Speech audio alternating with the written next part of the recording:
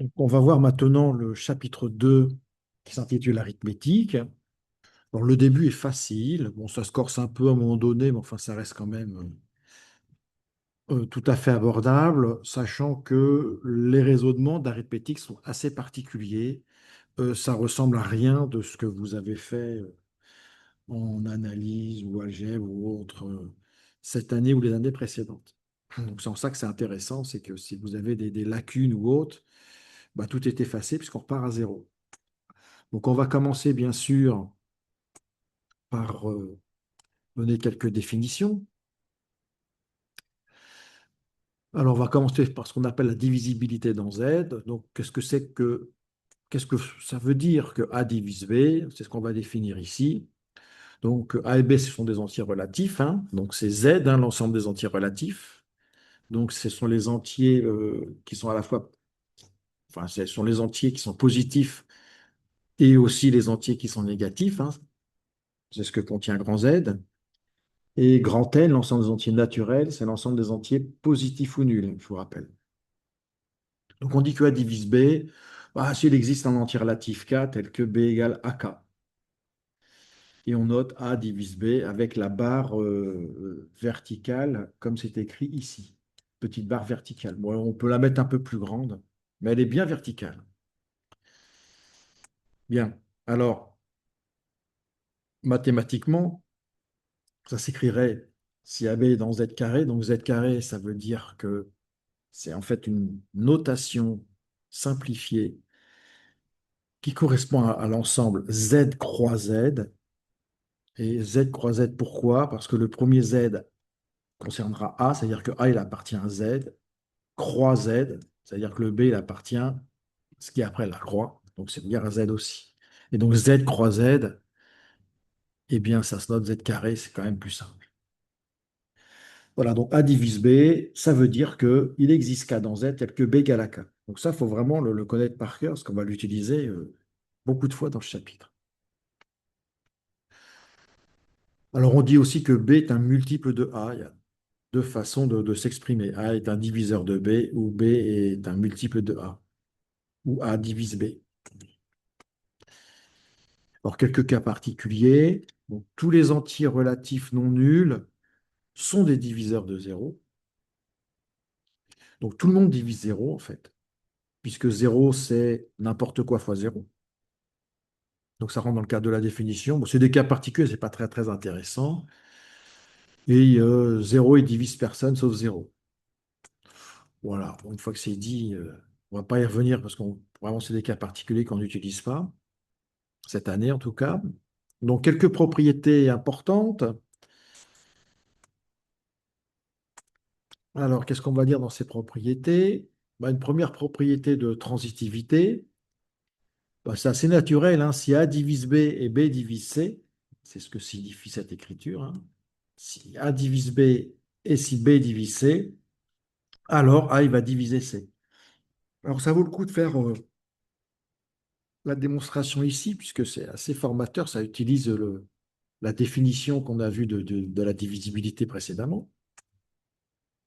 Donc, on va faire démonstration. Donc, bon, si vous trouvez à un moment donné que les démonstrations sont trop difficiles, vous pouvez les mettre de côté dans une première lecture. Alors, qu'est-ce que ça veut dire que A divise B? Bah, ça veut dire qu'il existe un K dans Z. Alors là, je l'ai mis dans Z étoile parce que B était non nul. Donc Z étoile, c'est Z privé de zéro. Donc, K, il ne peut pas faire zéro parce que si K faisait zéro, bah, KA ferait zéro, donc B serait égal à zéro, ce qui n'est pas possible puisqu'on est dans Z étoile ici.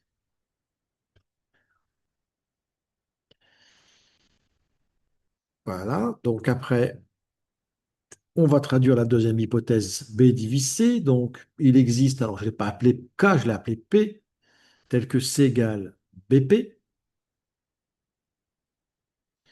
Et bah, tout simplement, C, bah, comme il vaut BP et que B il vaut KA, bon, bah, C il vaut KAP.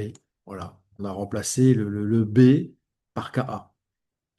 Donc ça donne, vu différemment, A fois KP.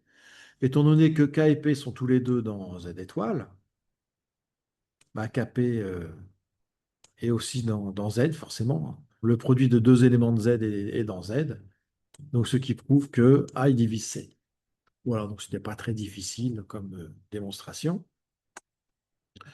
Alors on va donner un théorème qui est assez intéressant. Donc on prend des entiers naturels, des entiers relatifs, pardon, A, B, C, donc dans Z étoile. Alors là, il faut bien lire l'hypothèse. Donc on sait que A divise B et que A divise C. Donc ici, A, il divise deux nombres, B et C. C'est une certitude, on le sait, c'est l'hypothèse. Alors dans ce cas-là, A, il va diviser n'importe quelle combinaison de B et de C. Donc A, il va diviser BU plus CV. Donc c'est une combinaison de B et C. U et V étant bien sûr des entiers relatifs. Donc c'est assez intéressant. Donc en particulier, si A divise B et A divise C, bah, A va diviser B plus C, hein, la combinaison la plus simple qu'on peut faire, B moins C aussi.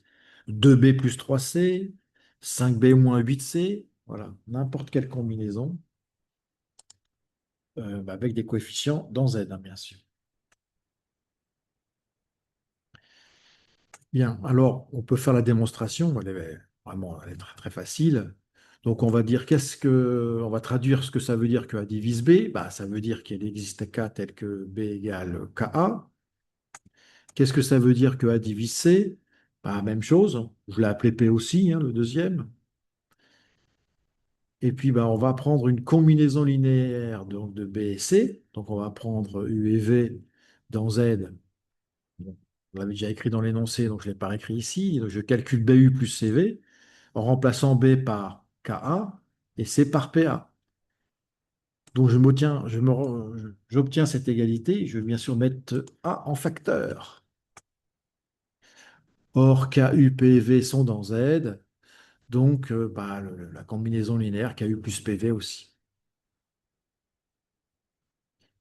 Donc, A divise BU plus CV. Voilà. Alors, il est très important, hein, ce théorème, parce que vraiment, il sera utilisé un nombre de fois très important dans ce chapitre. Voilà, donc je ne vais pas faire beaucoup plus de théorie, je vais faire pas mal d'exercices par rapport à cette définition et les deux propriétés qu'on a données.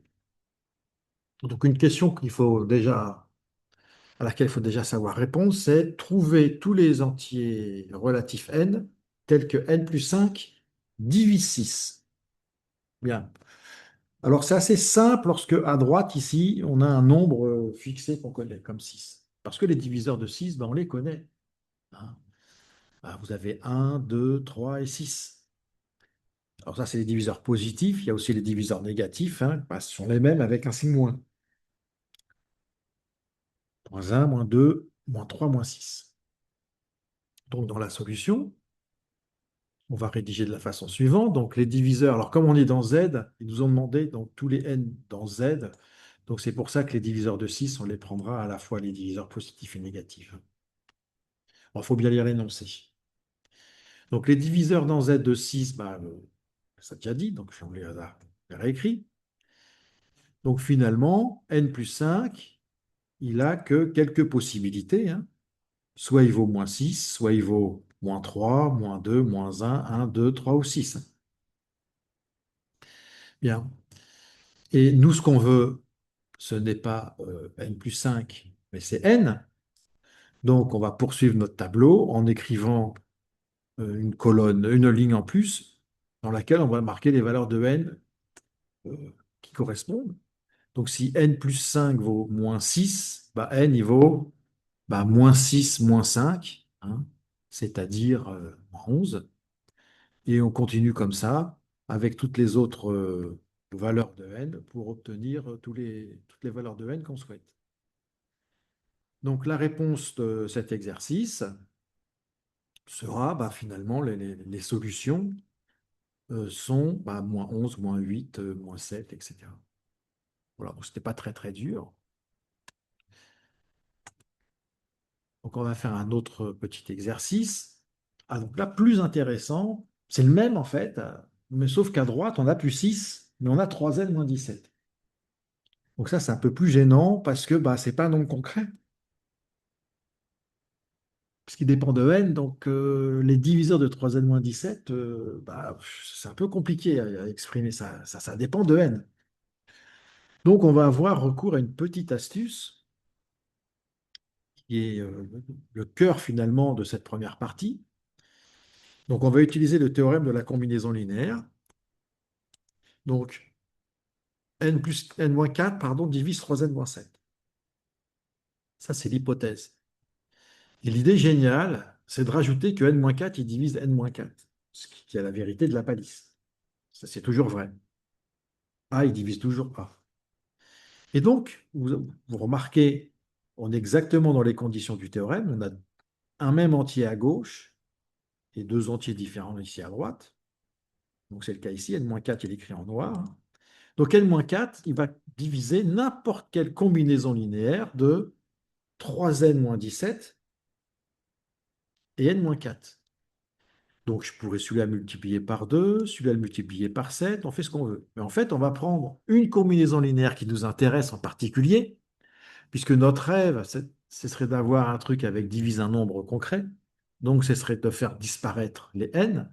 Donc, comment vais-je faire pour faire disparaître les n dans la combinaison linéaire?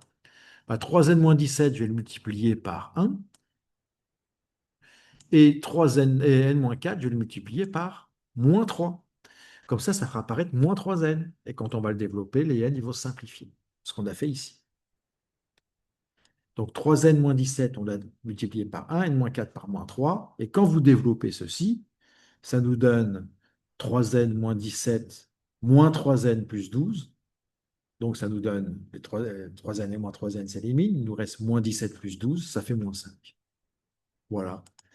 Et donc, grâce à cette étape, on s'est ramené à l'exercice précédent qu'on sait faire. Et donc maintenant, bah, on va utiliser l'exercice précédent. Bon, les valeurs sont différentes. Alors on va lister les diviseurs dans Z de moins 5. Il n'y en a pas énormément, hein. Donc vous aurez moins 5, moins 1 et 5. Et donc on va faire notre petit tableau comme on avait fait tout à l'heure, où on va marquer donc les valeurs possibles de n-4, puisque n-4 divise moins 5, bah, n-4 ça peut être soit moins 5, soit moins 1, soit 1, soit 5. Puis on va faire apparaître en dessous de notre petit tableau, on a fait une ligne pour n-4, on va faire une ligne pour n. Bon, bah, si n-4 égale moins 5, n il vaut moins 1. Si n-4 vaut moins 1, bah, n égale à 3. Bon, c'est des résolutions d'équations toutes bébêtes. Mais alors attention, il va falloir vérifier nos résultats. Donc on va calculer 3n-17 pour chacune des valeurs de n que nous avons trouvées. Et on va devoir vérifier est-ce que n-4 divise bien 3n-17. Pourquoi il faut faire ça? Parce qu'ici, on a raisonné avec un implique. D'accord? Donc, a priori, là, on ne peut pas revenir en arrière. Bon, il se trouve que là, on peut, mais il faudrait le démontrer. Dans la pratique, on ne le fait pas. Donc, on a un raisonnement par un implique. Donc, ce qu'on obtient, ce ne sont pas toutes les solutions, ce sont des candidats solutions. C'est-à-dire que s'il y a des solutions, elles sont parmi les candidats qu'on a trouvés. Donc les candidats, c'est ça ici. Donc vous avez 4 candidats solutions pour n. Ah, maintenant, il va falloir vérifier est-ce que ces valeurs de n satisfont bien la contrainte de départ qui est ici. Bien. Eh bien, il suffit de faire le calcul. Donc on va rajouter une ligne. On va se dire, voilà, est-ce que n-4 divise 3n-17? Donc, bah, faut on a calculé n-4. Donc, dans le premier cas, c'est moins 5. Hein. Ici, 3n-17, c'est moins 20. Est-ce que moins 5 divise moins 20? Bah, la réponse est oui. Donc, n égale à moins 1 sera une solution. Pareil, est-ce que moins 1 divise moins 8? Bah, de façon évidente, oui. Hein. Moins 1, il divise tout le monde. 1, il divise tout le monde aussi. Est-ce que 5 divise 10? Bah oui aussi. Donc, les 4 candidats pour n, moins 1, 3, 5 et 9, eh ben, il s'avère que ces 4 candidats-là sont toutes des solutions. Donc, on peut conclure que S égale moins 1, 3, 5 et 9. Voilà, alors tous les exercices qui sont donnés par la suite utilisent ce principe-là. Alors, on a un petit peu compliqué à un moment donné les choses. Bon, là, l'exercice 3, je vous conseille de le faire tout seul. Donc, mettez sur pause. Moi, je vais changer de mode d'affichage.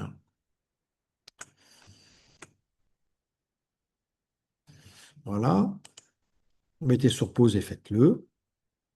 C'est le même principe, il faut utiliser les mêmes méthodes que l'exercice 2. Donc, on va donner la solution assez rapidement. Donc, voilà, c'est la même chose, hein. On fait une combinaison. Ici, la bonne combinaison, c'était faire 1 fois 4n plus 12 et moins 4 fois n plus 2. Donc, c'est vraiment la même stratégie que tout à l'heure. Donc, on obtient que n plus 2 divise 3. Et bon, bah, alors, on écrit les valeurs de n qui correspondent à chacun de ces cas. Et ça va nous donner donc des 4 valeurs de n, moins 5, moins 3, moins 1 et 1. Et on va calculer, bien sûr, 4n plus 11. Et on va se poser la question, voilà, est-ce que n plus 2 divise 4n plus 11? Eh bien, oui.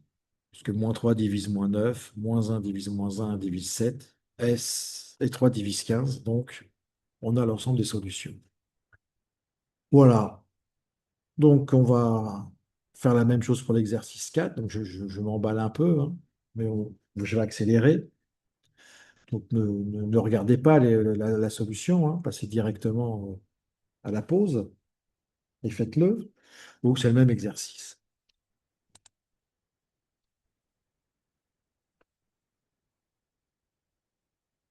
Donc là, je vous donne rapidement les solutions. Donc, c'est le même principe, hein, à partir du moment où 3n plus 4 est divisé 20, bon, bah, on avait des valeurs possibles. Alors là, on va changer un petit peu quand même, puisque 3n plus 4, comme n, il est dans grand N, dans l'énoncé, eh bien, 3n plus 4, il est forcément positif, hein. Donc, quand j'écris 3n plus 4 divise euh, 20, alors forcément, on va trouver des diviseurs positifs de 20. Parce que 3n plus 4, il est positif. Donc, les diviseurs positifs, il y en a beaucoup moins, hein. 1, 2, 4, 5, 10, 20. Et donc, pour chacun de ces diviseurs, je vais calculer la valeur de n qui correspond. Et donc, dans un premier temps, si 3n plus 4 vaut 1, eh bien, on résout l'équation n, on trouve moins 1 qui n'est pas dans grand N. Donc, ce ne sera pas une solution. Si 3n plus 4 égale 2, bah, on trouve n égale moins 2 tiers qui n'est pas dans grand N. Voilà, et on continue ainsi de suite. Et là, donc, pour l'instant, a priori, il n'y a que deux valeurs de n qui peuvent être correctes. Donc, on va calculer pour chacune d'elles 5n. Et on va rajouter notre dernière ligne, à savoir est-ce que 3n plus 4 divise 5 pour ces valeurs-là. Bon, bah, la réponse dans ces deux cas est oui. Donc, on a deux solutions uniquement ici. N égale 0 et n égale 2. Alors, n'oubliez pas, c'est là qu'il faut lire, hein. C'est cette ligne-là qu'il faut lire pour les valeurs de n, hein. Souvent, on fait l'erreur, on lit la première ligne.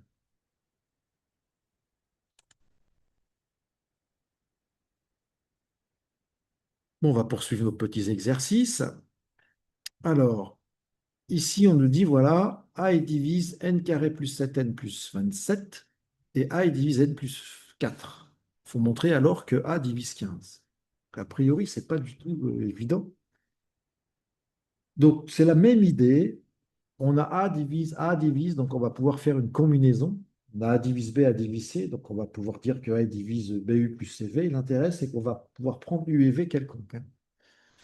Donc l'idée, ça va te faire une... Alors, on peut le faire pas à pas. On fait une première combinaison qui permet d'annuler le carré. Et après, on refera une deuxième combinaison qui permettra d'éliminer le N. Voilà. Mais bon, c'est un peu pénible à écrire. Mais on peut le faire, hein, quand on fait pour la première fois. Mais il y a quand même plus rapide. C'est que n carré plus 7n plus 27, je vais essayer de le factoriser par n plus 4. Alors, il y a deux façons de le faire, avec la méthode de la division euclidienne ou de façon, dirais-je, naturelle, de tête. Bon, j'ai effacé le résultat. Donc, n carré plus 7n plus 27, je dis que c'est n plus 4, facteur de quelque chose. Alors, facteur de quoi? Qu'est-ce qu'il faut que je mette ici? Ben, je suis obligé, je n'ai pas tellement de choix. Je suis obligé de mettre n ici. Pourquoi? Parce que n fois n nous donnera bien le n carré. Par contre, en écrivant ce n-là, eh bien, certes, multiplié par ce n-là, ça va me donner n carré, mais ça va m'introduire, à cause du 4 qui est ici, ça va m'introduire un certain 4n. Or, moi, je ne veux pas 4n, j'en veux 7. Donc, il me manque 3. C'est pour ça que je rajoute plus 3, parce que le plus 3 qui est ici sera multiplié par n, ce qui fera plus 3n. Donc là, je suis à l'équilibre. Sauf que mon plus 3 ici, eh ben, je vais forcément devoir le développer avec le plus 4. Ce qui va me donner donc plus 12. Or, à la fin, je n'ai pas plus 12, j'ai plus 27. Donc, qu'est-ce qui me manque? Eh bien, il me manque 15. Voilà, le 15 qui est ici. On va voir que ce sont les mêmes, hein, bien sûr. Alors, par la suite, on écrit que i divise n plus 4. Donc, i divise n plus 4 fois n plus 3. I divise aussi par hypothèse n carré plus 7n plus 27. Donc, par combinaison, par soustraction ici, hein, polynôme de degré 2, je le multiplie par 1 et celui-ci, je le multiplie par moins 1. On aurait pu dire aussi que n plus 4 en multiplié par moins n plus 3, hein, pour obtenir ceci. Et donc, à la fin, quand on développe, on sait, quand on développe, qu'on obtient 15, hein, c'est écrit ici, hein. Le membre de gauche moins cette partie du membre de droite, ça donne 15. Voilà, donc c'est ce qu'il fallait prouver. Alors, il y a d'autres façons de le faire. On peut faire une division euclidienne. Donc là, on vous apprend pas mal de techniques, hein, dans cette première partie. Une division euclidienne de polynômes. Donc, il faut écrire le polynôme avec les puissances décroissantes, hein. Donc, la plus grande puissance au début, donc le carré suivi du terme en puissance 1, suivi du terme constant, divisé par n plus 4. Donc, on va poser cette division. Donc, je vous explique comment on l'a fait. Donc, on écrit n carré plus 7n plus 27 et on écrit ici n plus 4. Et en fait, on va faire un peu comme tout à l'heure. Je vais masquer un petit peu les résultats.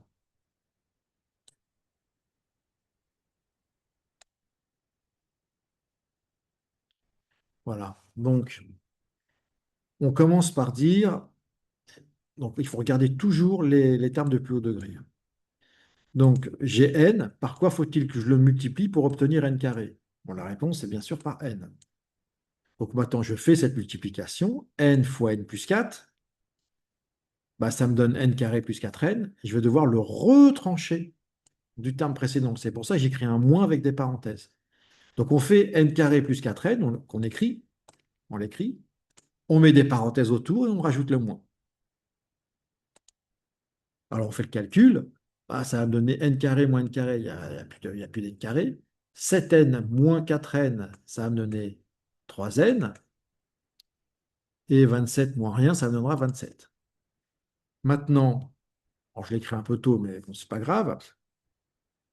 Par quoi vais-je multiplier n pour obtenir 3n? La réponse était évidente, c'était 3.